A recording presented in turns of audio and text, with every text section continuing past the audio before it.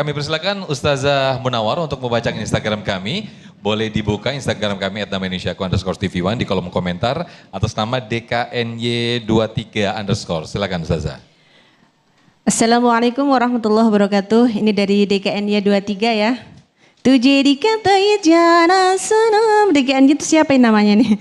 Ustazah izin bertanya, bagaimana perbedaan pendekatan antara anak usia kecil dan remaja dalam kasus ini? Oke, langsung Ustazah jawabannya. Berarti bagaimana sih tata cara kita bisa mengelola emosional kita sebagai orang tua ketika anak itu masih dalam usia masih kecil?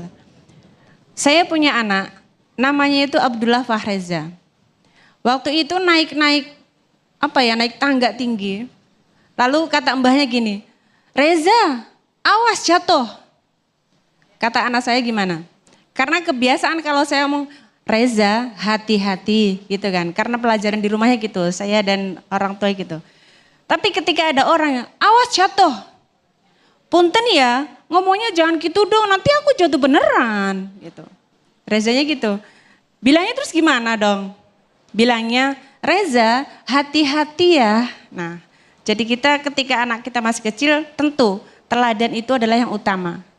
Seperti yang telah diutarakan oleh beliau Ustadz Zaki Mirza tadi. Jangan sampai kita berantem di depannya gitu kan. Jangan sampai kita ajarin bohong gitu kan dan sebagainya. Ini penting.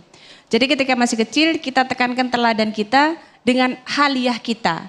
Dengan tingkah laku kita. Menjaga tingkah laku kita agar supaya terekam di memori anak-anak kita. Karena anak yang masih kecil ini memorinya itu kuat.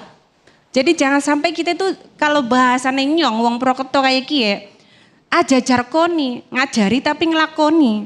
Aja kayak gue lah gitu. Jadi kita ngajarin tapi kita juga ngelakuin gitu loh. Jadi ala amilun, ala alimun gitu. Jangan sampai kita hanya, anak jangan ngajarin aja tapi kita, nah jangan buang sembarangan ya. Bapaknya sendiri kita yang ngerokok, buangnya di sembarang tempat. Nah ini kan tanpa disadari mengajarkan anak itu gitu loh. Ya. Bapak-bapak di sini sih kalau buang puntung rokok di tempat sampah ya Bu ya. Baik. Saya nggak mau melirik Bapak, takutnya bohong. Nah ketika di usia remaja, ini pendekatan sudah berbeda. Kita sebagai orang tua itu kita harus mampu menjadi teman. Harus mampu bisa mengelola emosional anak kita yang sudah masa remaja. Jangan sampai anak yang sudah remaja ini menjadi tertekan karena kehidupannya belum menemukan jati dirinya. Baik. Jadi kita ala-ala Rasulullah gitu loh.